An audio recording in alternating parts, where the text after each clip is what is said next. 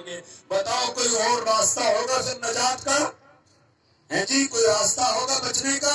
کوئی نہیں ہوگا. اس لیے آج کی اس مجلس میں ہم ارادہ کریں انشاءاللہ قرآن پڑھیں گے, اپنے بچوں کو پڑھائیں گے انشاءاللہ, ہے نا, اپنے نواسوں نواسیوں کو, پوتے پوتیوں کو جو قرآن پاک پڑھائیں گے, قرآن کی تعلیم دیں گے. یہاں اس جلسے میں میری پہلی مرتبہ حاضری ہوئی ہے.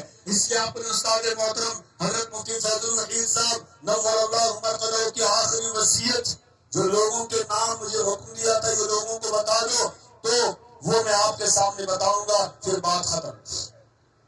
حضرت نے مجھ سے یہ کہا کہ لوگوں سے جا کر کہہ دیں کہ اپنے بچوں اور بچیوں کو حافظ قرآن بنائیں, یہی دولت ساتھ جانے والی ہے, باقی سب کچھ یہیں رہ جائے گا. سن لیا آپ نے؟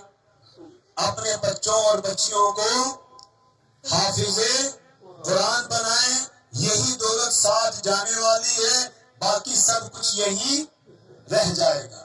اپنے بچوں اور بچیوں کو حافظ قرآن بنائیں, یہی دولت ساتھ جانے والی ہے, باقی سب کچھ یہیں رہ جائے گا. سب نے سن لیا جی؟ میں اپنی بات سے بری ہو گیا کہ میں نے آپ تک اس نصیحت اور وصیت کو پہنچا دیا ہے.